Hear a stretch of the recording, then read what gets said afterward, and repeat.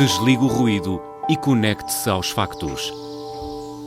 Temos 10 estadias num dos hotéis de luxo Alma Lusa na Comporta.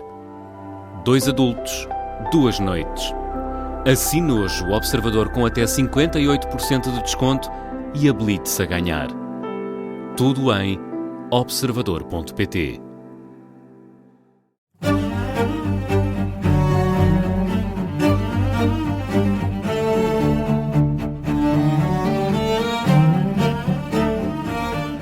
Porquê? Porque é que há uma água nos Estados Unidos que se chama morte líquida. Liquid Death. Não sei se conhecem o caso. É uma marca com uma explosão de vendas brutal. É água. É água. Sim, mas isso o doce de tomate pode ser doce de tomate. Os tomates do Conceição. Pode ser. Pode ser. A história que se calhar contamos.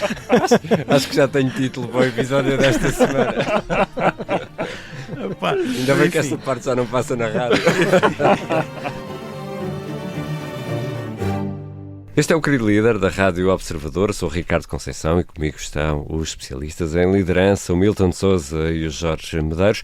O nosso convidado é Miguel Munhoz Duarte, economista, estudou na Nova SBE, fez depois um mestrado em empreendedorismo e inovação no ISCTE, frequentou ainda programas avançados de liderança criativa e modelos de negócio em escolas internacionais. Começou a carreira no grande consumo, passou por multinacionais como a Henkel e a Danone, trabalhou em Portugal, Espanha, Estados Unidos, México, foi gestor de inovação para a América Latina, deixa depois esta carreira corporativa e torna-se empreendedor, consultor de inovação, cofunda a iMatch e trabalha com grandes marcas globais, é professor de empreendedorismo na Nova SBE e inovação no ISCTE, cria e dinamiza iniciativas como o Unite Portugal e o Lemonade Festival e em 2019 funda a Ungap Education. Em 2021 dá mais um passo, é cofundador do No Code Institute, uma escola de requalificação digital. A missão aqui é abrir portas da economia digital a quem nunca programou. Durante quase 5 anos, no No Code Institute dedicou-se a ensinar pessoas sem background técnico a entrar na economia digital. Hoje chama-se Fledge Institute e fala de inteligência artificial, certificação e talento para a transformação digital. Bem-vindo, Miguel. Obrigado. Porquê que o No Code mudou para Fledge? Ótima pergunta, obrigado. Antes de mais nada, basicamente nós nascemos como No Code porque descobrimos na pandemia que é possível produzir tecnologia, desenvolver software sem código. E o no-code é um conjunto de tecnologias que permite isso mesmo, arrastando para o ecrã aquilo que queremos ver. Na altura foi uma onda que surfámos muito, mas a nossa grande motivação, propósito, era usar essas tecnologias para ajudar as pessoas a fazer a transição. Nós costumamos dizer talentos não óbvios, não técnicos, a juntarem-se à economia digital. E, entretanto, a inteligência artificial também surgiu e não queríamos ficar agrafados demasiado ao no-code, que é um conjunto de tecnologias, para quem sabe, que podia ser restritivo, e queremos precisamente focar-nos naquilo que é a nossa missão. E Fledge, em inglês, significa bater as asas fora do ninho, começar a voar. E o que nós queremos é pôr talentos não óbvios a voar na economia digital, a ter uma hipótese na economia digital. E há muita resistência ao digital. Sim, e a inteligência artificial. Estamos todos ainda com medo que a IA nos vá matar e roubar os nossos trabalhos. Eu acho que isto é um pouco como qualquer fenómeno. O que acontece é há os evangelizados e que vêm defender e que utilizam para tudo e que às vezes até exageram. Há os céticos que dizem que não e que, cuidado, e que é horrível e que vai tirar a parte humana. Eu acho que nem um nem outro tem razão, não é? Acho que estes fenómenos depois tendem, o pêndulo tende a ficar central. Agora, que é indiscutível que não podemos fugir da inteligência artificial, da tecnologia, do digital, eu acho que é. Já tivemos algumas experiências como o Covid que nos obrigou a todos a mudar alguma coisa nesse sentido. E, portanto, eu acho que é só a questão do como. Não é se vem, é como é que vamos fazer isso. E no meu caso, no nosso caso, o que nos interessa mais é como é que nós tornamos isso justo. como é que todas as pessoas têm uma hipótese de poderem fazer essa transição. Então, o Fledge Institute é mais uma empresa social ou um negócio? Nós somos um negócio social.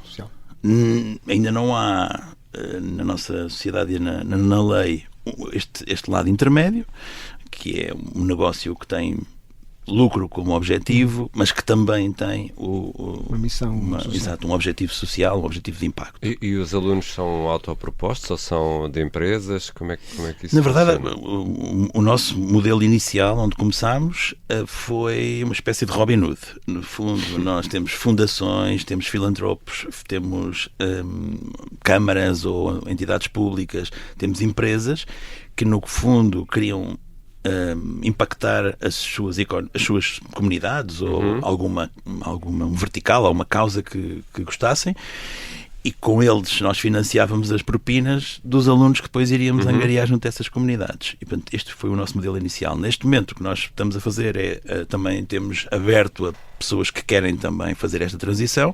Porquê? Porque aquilo que no início era quase como, enfim, uma necessidade dos menos privilegiados, com a aceleração da transição digital, há mais pessoas que não são necessariamente menos privilegiadas, mas que também estão a sentir este puxão da inteligência artificial. Miguel, e como é que à medida que vai havendo mais pessoas a entrar, como é que fica a dimensão social versus a dimensão dos outros que não precisam, que não têm tantas carências? Nós tentamos fazer esse equilíbrio até de formas bastante justas. Por exemplo, nós estamos a fazer alguns programas agora com empresas em que o que nós fazemos é uma propina que a empresa paga, nós trazemos uma pessoa que não pode pagar. Ok? Temos este 1 mais 1. Esta correspondência. Exato, match funding, que também se chama em alguns contextos, o etc. O Thomas também usava com os... Exato, os sapatos do Thomas. E, portanto, mas o que estamos a ver é que ainda que a pessoa não tenha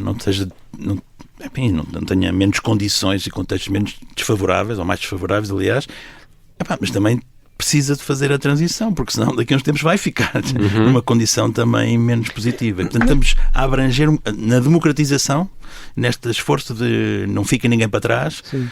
Somos hoje um bocadinho mais abertos. E Miguel, até que ponto é que isso é um sonho totalmente realizável? Isto, para ser mais concreto, já deixaram ficar alguém para trás na vossa jornada? Pessoas que claramente não conseguiam fazer essa passagem? Sem dúvida. Ou seja, nós também não acreditamos numa visão deste propósito que temos, que é um propósito social, também temos um propósito empresarial. Portanto, mas não acreditamos no assistencialismo, no sentido que se a pessoa não quiser, se a pessoa não esforçar, se a pessoa não estiver disposta a fazer também a caminhada, não somos nós que vamos, não é, trazer as pessoas quase obrigadas. E, portanto, obviamente que com os nossos números até, estamos a falar de 10 mil pessoas já em 5 anos, mas daqueles programas mais longos com certificado, estamos a falar de 700, aproximadamente 700 e picos pessoas.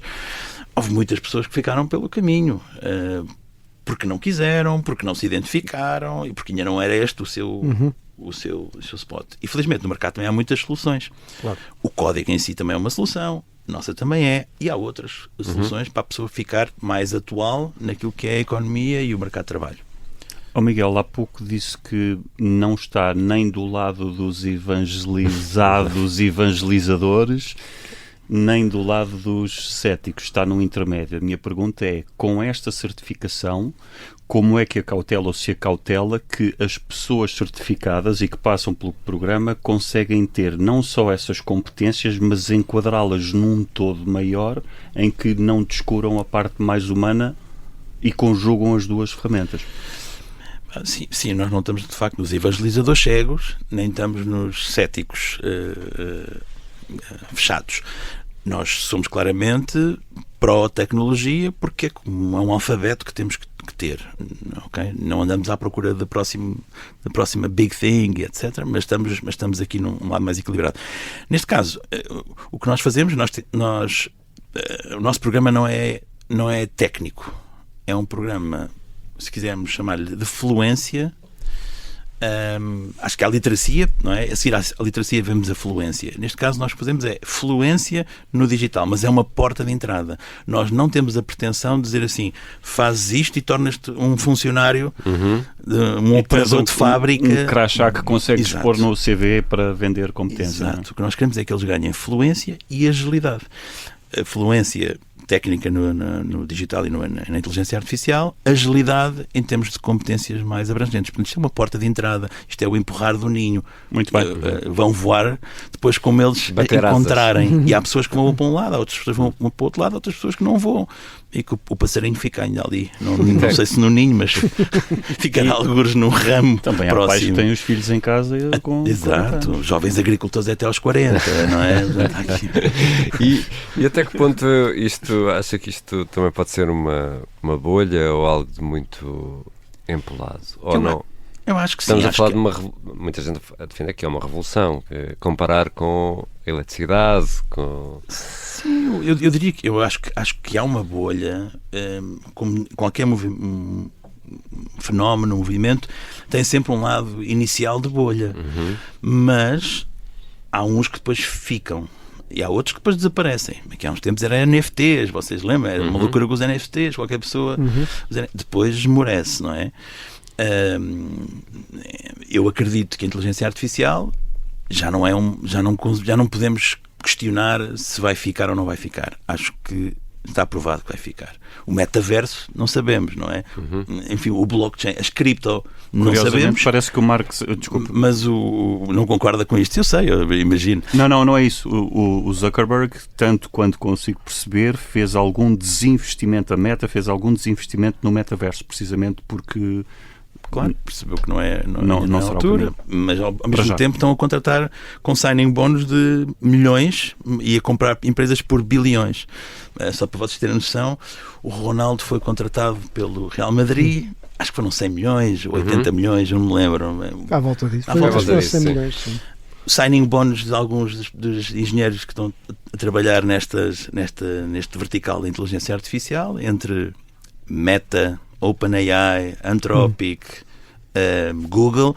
Estamos a falar de 100 milhões, é um engenheiro. Não é? A partir daqui... Daqueles de topo, grandes figuras, referências. Há uma forma de compra a tua empresa por 600 milhões o Chief AI da Microsoft. Traga as pessoas, claro. Mas a Scale AI foi comprada por, acho que foram 14 bilhões, ou 1000 milhões, como quisermos chamar. Em termos europeus é 1000 milhões. 1000 milhões, exato. Onde é que eu me inscrevo no curso? Exatamente. Não, nós não estamos nesse campeonato. Olha, Nós tens estamos aqui no mais dois engenheiros Qual é que é a tua cláusula de rescisão aqui no Não posso revelar. Mas 100 milhões, isso é para meninos, não é? 100 milhões é para meninos. Mas atenção, mas é quando as empresas são Compram. compradas. Exato. Atenção, não algumas não, algumas é signing bónus que estou a falar. Sim, signing bónus algumas pessoas... como assalariado. Sim. Houve casos de pessoas com muitos milhões de euros de 100 milhões não tinham ouvido ainda. É verdade. 200. Há uns, acho que há 200. Eu posso vos enviar uma listagem se tiverem interesse, enfim. E essa não é a Eu vossa jogava que era só promessa 99. A nossa promessa é a democratização do alfabeto, não é, que a inteligência artificial e digital está a fazer, e não quem está a inventar as letras. E o Miguel Munhoz Duarte sempre se sentiu um empreendedor? É uma pergunta difícil. Às vezes ando para trás a tentar descobrir quando é que realmente... Eu acho que sempre tive iniciativa. Eu não acredito que... Acho que o empreendedorismo é um músculo. Há pessoas que dizem, não, nasce com isso, é um fenómeno. Eu não acredito nisso. Há pessoas que podem ter um bocadinho mais, eventualmente, de uma socialização mais aberta e estimulada para isso. Desde logo os americanos, com os Lemonade, por isso é que nós fizemos o Lemonade Festival, têm claramente esse estímulo. Mas eu acho que depois é um músculo que se vai fazendo. Eu acho que sempre tive iniciativa. Talvez porque também perdi a minha mãe cedo, o meu pai trabalhava muito e, portanto, nós tínhamos que tomar a iniciativa, porque senão ficávamos diferentes, não é? Eu diria. E, portanto, iniciativa sempre tive. Sempre senti as coisas como minhas, qualquer coisa que fiz. Se isso é empreendedorismo, sim, eu diria que sim. Empresarialismo, montar negócios, não, só nasceu em 2004, por um acaso de vida, em que correspondeu a uma falência de um modelo de carreira que eu estava a seguir. Eu costumo dizer que estava um pouco na manada. Estava numa vida confortável ou não? Eu era confortável, era uma vida super confortável, estava no mundo corporativo e estava muito confortável, mas não estava feliz. E depois aproveitei um fator pessoal que foi, vou casar, em 2004 regressei a Portugal para casar, minha mulher é portuguesa, 100% portuguesa, portanto, claramente uma boa decisão, 3 filhos, portanto, tudo feliz aqui, portanto, deste lado. E diz assim, já que eu estou a abanar a minha vida pessoal, por que não tentar montar um negócio? Porque este modelo de carreira, para mim, estava-se a esgotar. E estava-me a esgotar-me a mim próprio. E pronto, portanto, eu aí assumi que Mas foi um que ia risco fazer. grande. Exato. Casado de novo e voltar para Portugal e ao mesmo tempo arrancar um negócio. Não, quer dizer, vamos lá ver, era um privilegiado, vivia bem na minha carreira de expatriado, tinha algumas condições para poder dedicar um tempo da minha vida a fazer aqui uma sabática de Empreendedorismo. de tentar. E o que é que eu fiz? Agora conto a história toda. Não sei Sim, se é interessante. Não, é muito interessante. É isso mesmo que queremos. É isso mesmo que queremos. O que eu fiz fui fazer o mestrado de empreendedorismo e inovação no Esqueté. Era o primeiro. O Esqueté foi inovador no empreendedorismo na altura. Não se falava de startups. O Web Summit não existia. Claro. Acho que o PADI não era nascido.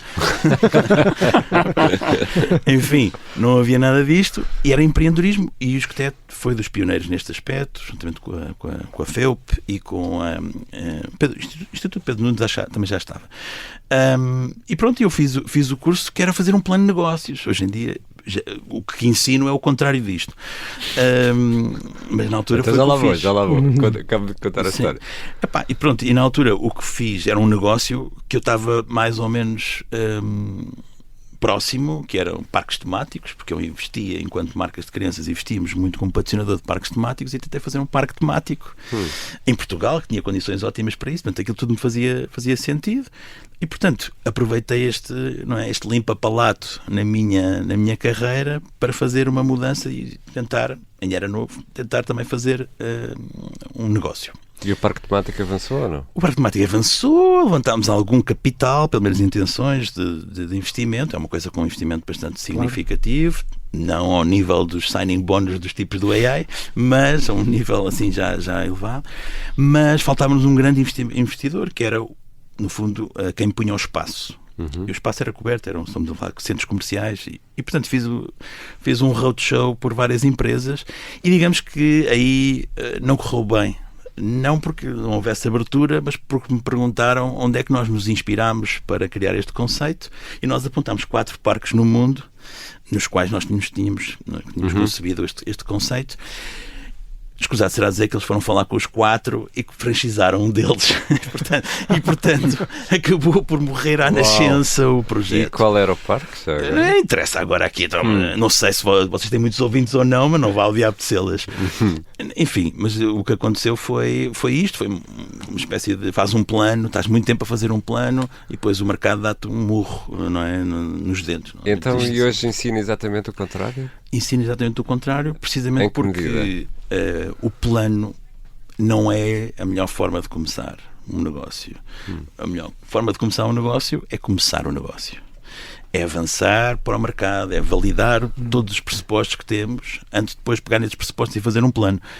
Porque senão não vale a pena. Não vale a pena. Como dizem os brasileiros no gerúndio, não é? Começando. Então, hoje em dia já montei, entretanto, desde então, vários negócios e o que fazemos é sempre o contrário de um plano. Obviamente, há um plano rápido que se é feito na cabeça mentalmente, 3 ou 4 linhas, contas de merceeiro, chamemos-lhe assim, para ver se realmente faz sentido ou não, mas depois o que é mais importante é nós irmos ao mercado, falar com clientes, potenciais clientes, tentar validar alguns dos pressupostos que temos. Não é tentar vender, isso é a segunda fase, mas pelo menos perceber melhor o terreno em que vamos entrar. Depois de perceber o terreno onde vamos entrar, eu diria que aí sim podemos começar a construir uma solução para ir vender. E a melhor forma é testar. Vender sem ter produto, então, é mais apreciado ainda. É isso que eu ponho os meus alunos a fazer. Vender sem ter produto? Vender sem ter produto. Porque a ideia é tão boa, há fé, Vender não é? sem ter Então, produto. deixa-me ver Mas se... há mais dinheiro quando já há produto. Não, Ou não? eu valorizo muito mais. Agora tive um pequeno almoço aqui junto aqui ao Observador com um investidor. E o investidor estava-me a dizer: eu estou cansado de PowerPoint, eu estou cansado de post-its dourados, que é uma ideia que eu tive no banho e que acho que vou ser milionário. Eu quero pessoas que já estiveram no terreno, que já têm alguma coisa que está a picar, às vezes até está desorganizado, está tudo uma confusão. O restaurante ainda não abriu, vamos chamar-lhe assim, o restaurante ainda não abriu, está a fazer Uber Eats e Glovo, a entregar com desta forma que hoje em dia permite validar, e tem imensas procura, e ele diz: preciso agora estruturar isto. Isso é o que eu Miguel, deixa-me lá ver se eu percebi, que eu não percebo nada de negócios, mas eu sou sempre o outsider neste programa, mas se eu tiver uma capacidade incrível, que também não tenho, de fazer doce de tomate, e tenho aqui um doce de tomate maravilhoso, o que o Miguel sugere é que eu avance com o negócio primeiro... Ilegalmente. Faz um doce de tomate, começa a vender a amigos, depois vende já aos amigos dos amigos, depois vai a uma feirinha daquelas que existem. Eu jogava que ias dizer não vale a pena porque isso é um Me Too. Não, olha, uma coisa que eu aprendi do empreendedorismo já desde 2004, portanto já lá vão uns anitos. Dói. E ainda hoje estava a discutir isso. Eu acho que o empreendedorismo não é um jogo absoluto. É um jogo relativo. Explicando isso?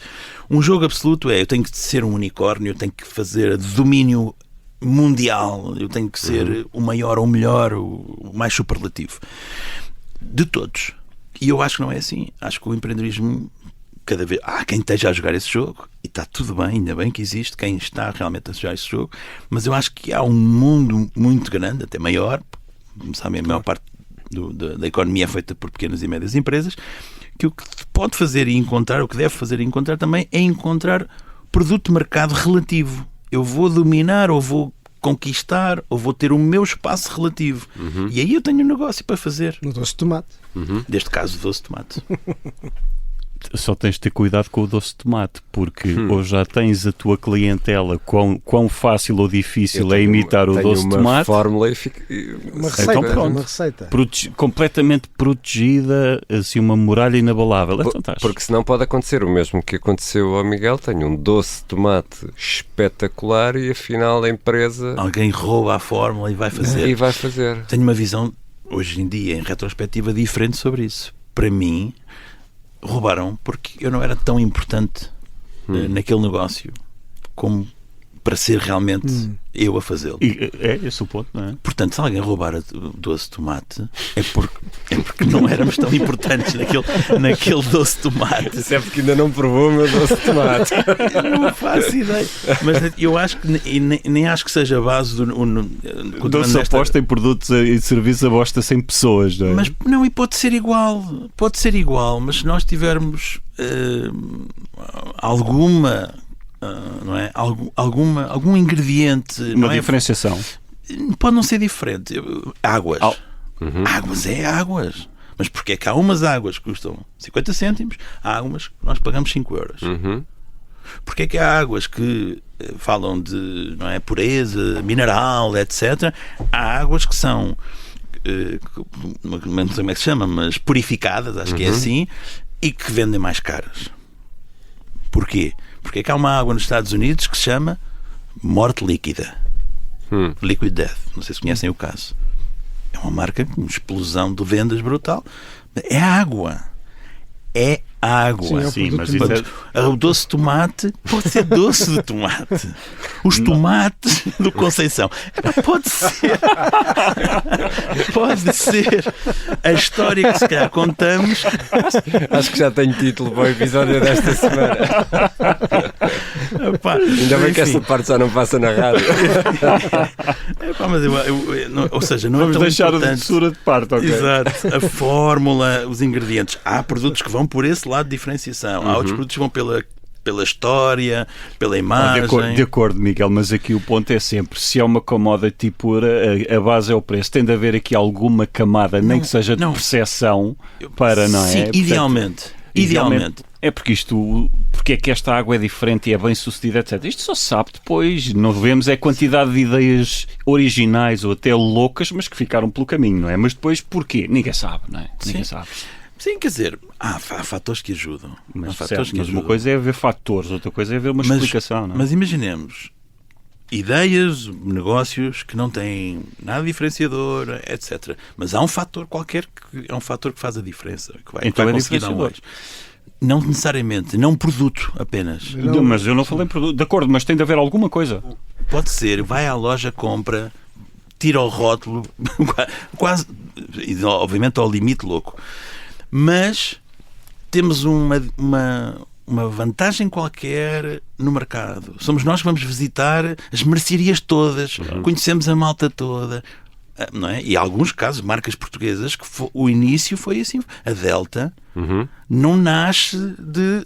O café era trazido, era de uma relação privilegiada com o canal Horeca, sobretudo, e depois foi expandindo, e depois foi melhorando, e depois entretanto, nasceu. Por essa relação que conseguiu criar. Exato, mas não era por uma diferenciação, porque tem uma fórmula XPTO, café ou não sei o quê, tinha uma qualidade X, uma marca também não, a história também não era nada, era pelo lado da relação com o mercado. Não é? E isso ensina-se ou só se aprende no batente?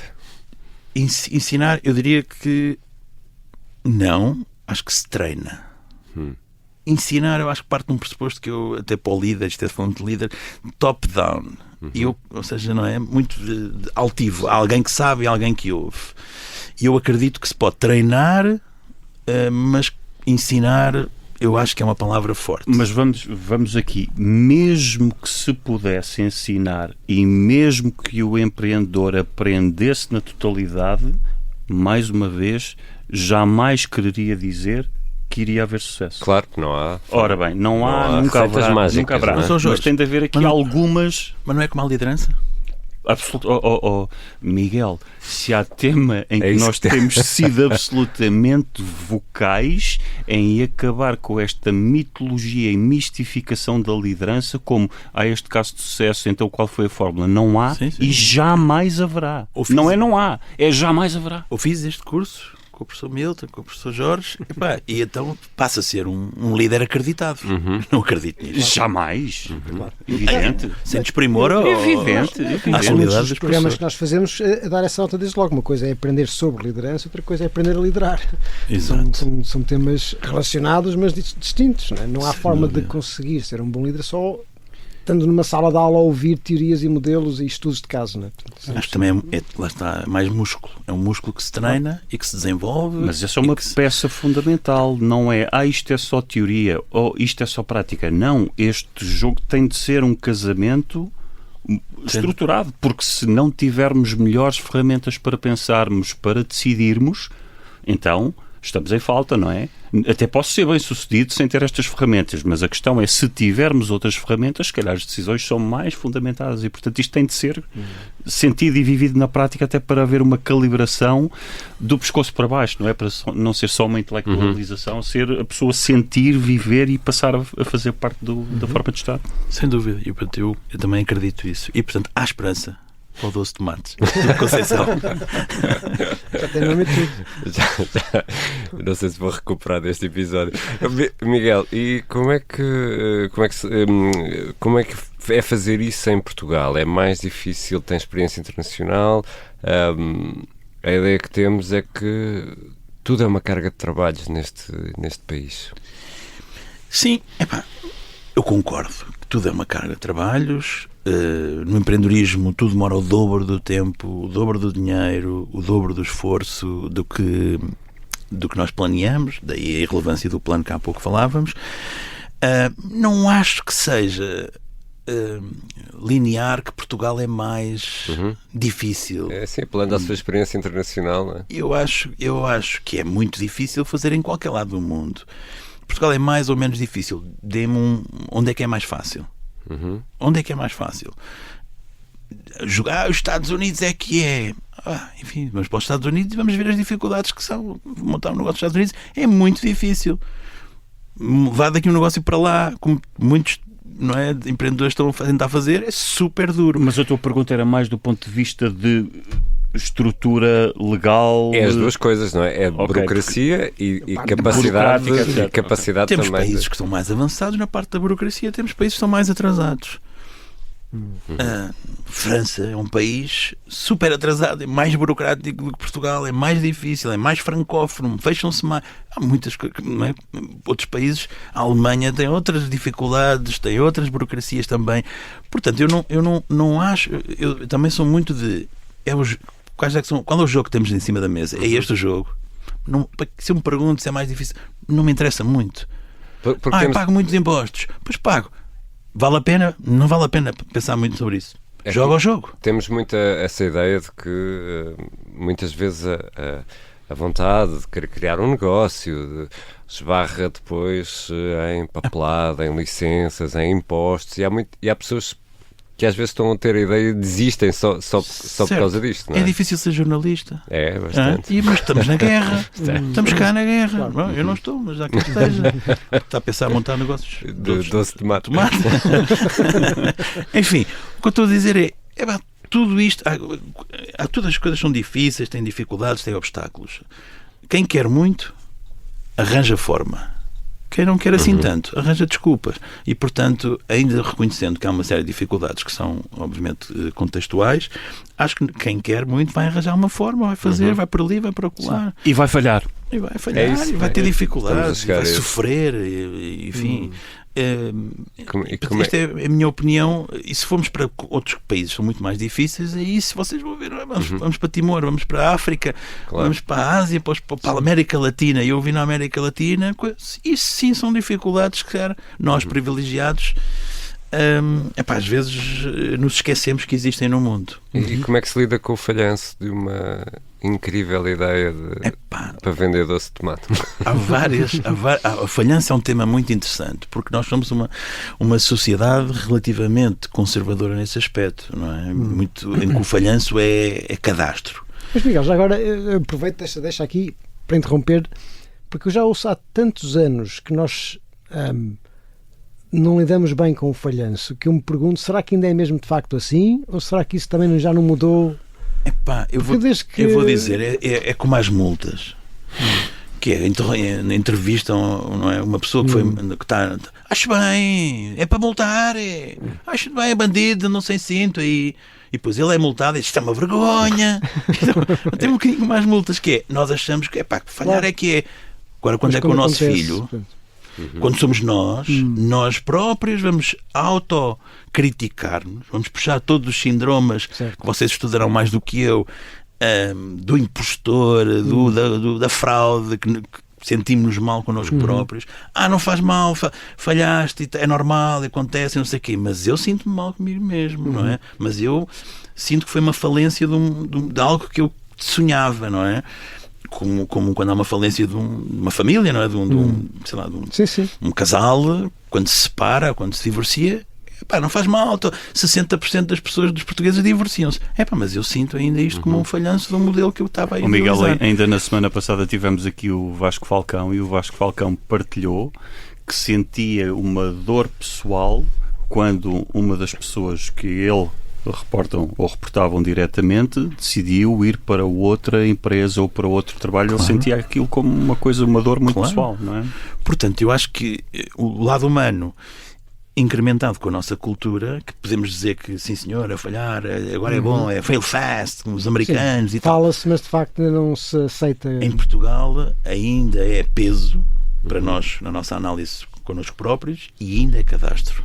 Quando noutras culturas é currículo. E estamos a falar de empreendedorismo, porque quando vamos para as organizações em que há uma camada de carreira e de carreirismo, então aí, não é, mesmo que eu tenha essa vontade de experimentar e de falhar, a questão é como é que isto vai ser percebido, porque se eu estou no meio de mais não sei quantos pares e eu falho, mas os outros não falham, quem é que vai ter a consciência para dizer não, tu falhaste, mas fizeste muito bem, os outros é que não estão a falhar o suficiente. Há empresas que fazem isto. O Reed Hastings da Netflix, a certa altura, vira-se para a equipa e diz assim: meus caros, estamos a ser muito bem sucedidos, mas vocês não estão a falhar o suficiente. Nós não estamos a falhar o suficiente. Claro que é uma empresa rica, etc. Mas até que ponto é que não seria até fundamental incentivar, nem que fosse parcialmente, esta mentalidade? Sem dúvida. Isso eu acho muito importante. O mundo corporativo, de onde eu saí com algum orgulho. Está com um ar feliz, o Miguel? Estou viçoso. Ganho menos do que ganharia se tivesse continuado a minha carreira corporativa, isso é claro.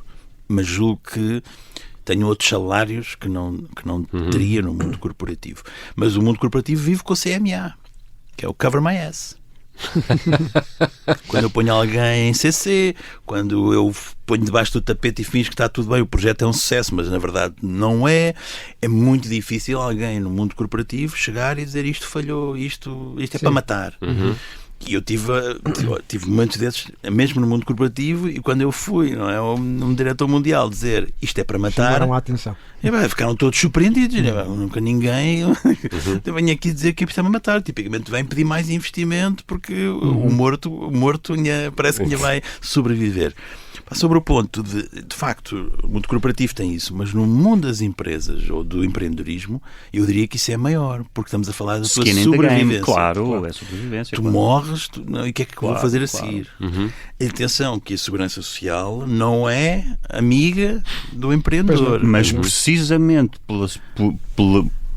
pelo facto de a sobrevivência depender de boas escolhas, é que normalmente há uma maior aceitação do erro para fazer uma correção, para reformular o produto, para ir à procura de outros mercados, etc. É fácil? Nunca é. Mas como a dependência é muito maior do ponto de vista de sobrevivência... Sim.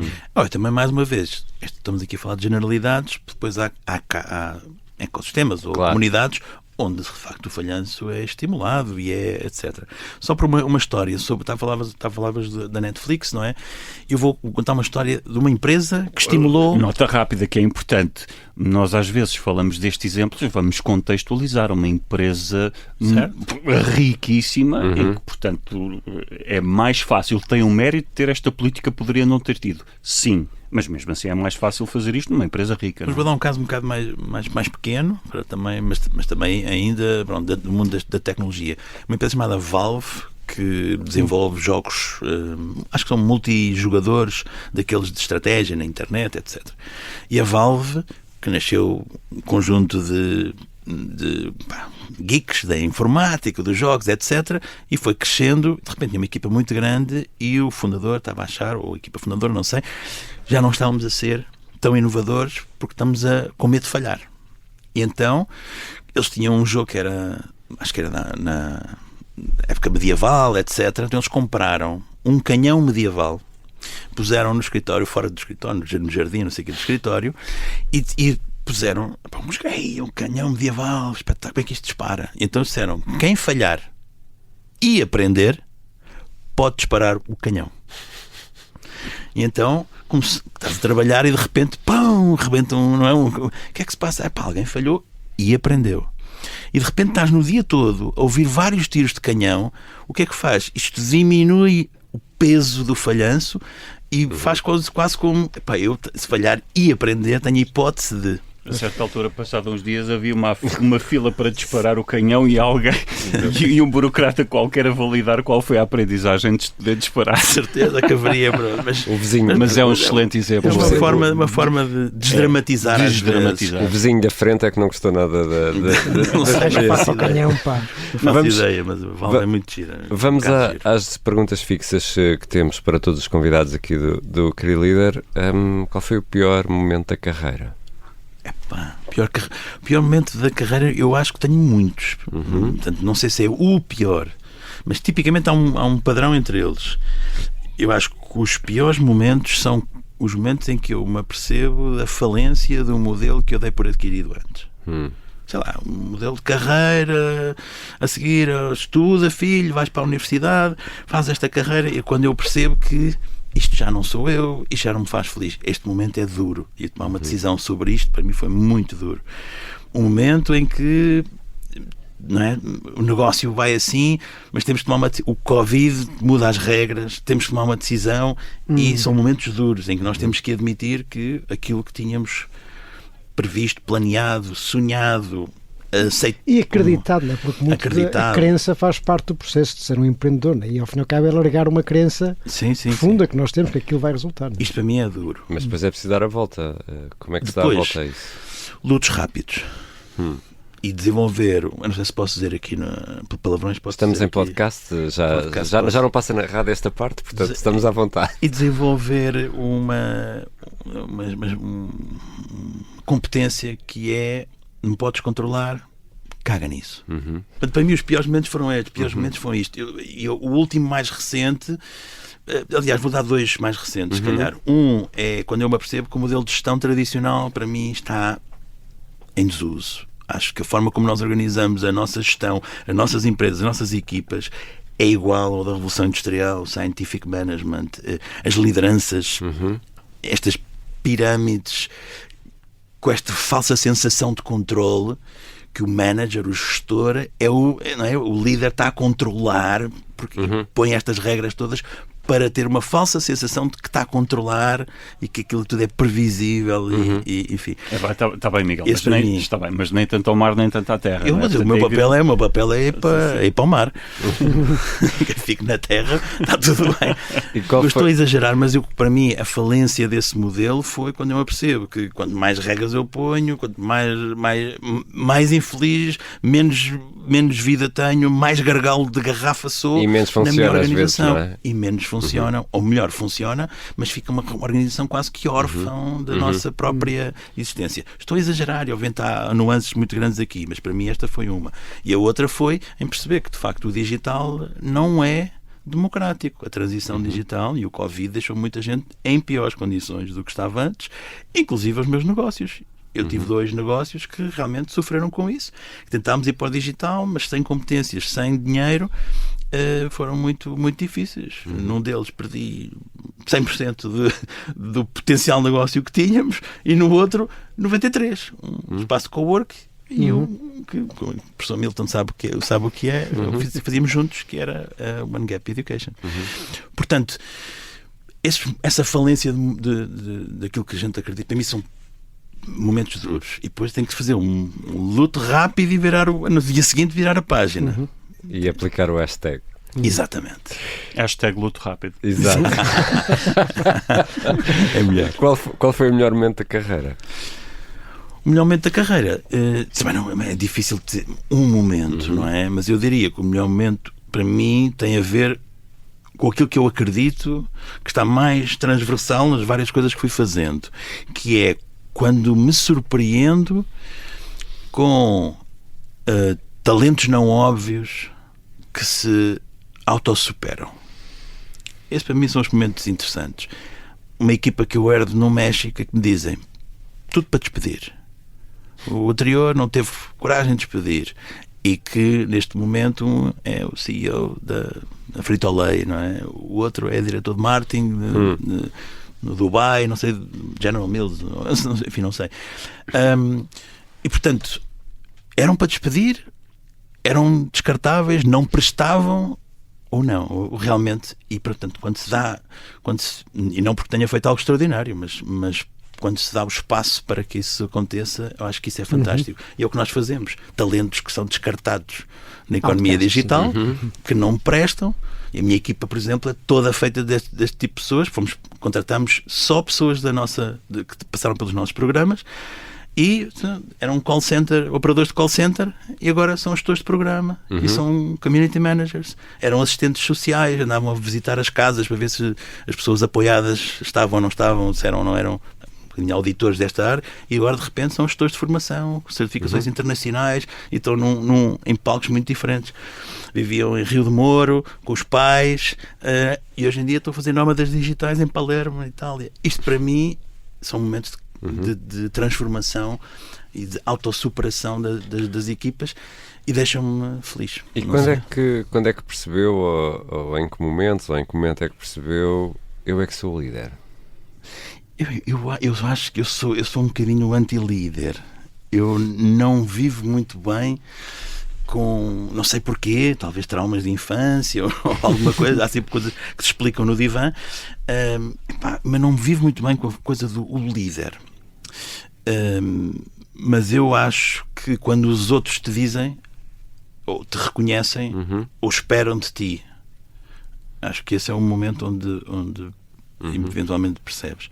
No meu caso, sei lá, eu acho que senti isso ainda na escola, não é? Na escola, quando de repente monta-se uma confusão, uma manifestação quase, porque havia uma injustiça a acontecer na minha escola secundária, e eu, que era relativamente bom aluno, numa escola que era relativamente dura, quer dizer, eu era o bom aluno, mas que era popular, não é? De alguma maneira, não muito também, não exageremos, a fraca figura que vocês veem aqui, não é? Há um limite. Mas aí, quando de repente tens a escola inteira contigo, não é? Porque tu disseste, mas se calhar preferia esta do que o momento da carreira. E quem são os líderes ou líder que o inspiram? Muitos, mas não os típicos líderes que se calhar são admirados eu diria, se eu tivesse que escolher, eu escolheria líderes que puseram o controle, mas a decisão nos outros. A autoridade nos outros. E vou fazer o favor ao Milton, buscar aqui um da Holanda, Jos de Blok, da Boerstore, nem sei dizer bem o nome, e que criou uma maior empresa de cuidados domiciliários, em que, perfeitamente descentralizada, a central manda pouco, e é claramente o poder está posto em equipas que se auto-organizam. Claramente, para mim, é um destes.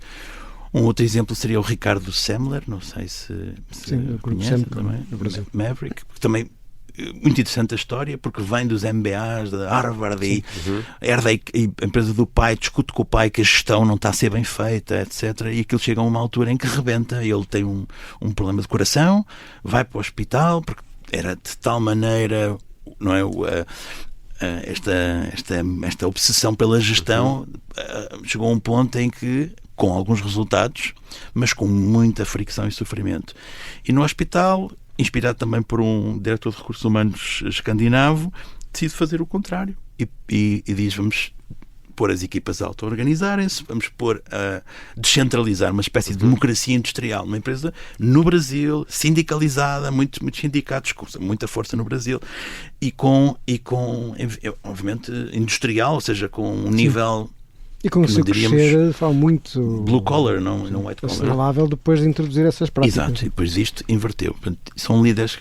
Em Portugal, também estar aqui a ser injusto, não trazer nenhum português, trazia talvez o Carlos Gonçalves. Também Gonçalves é uma pessoa que me inspira. Acho que tem até na decisão que ele tomou em pôr a empresa nas mãos enfim, do legado que fica e não da família que herda.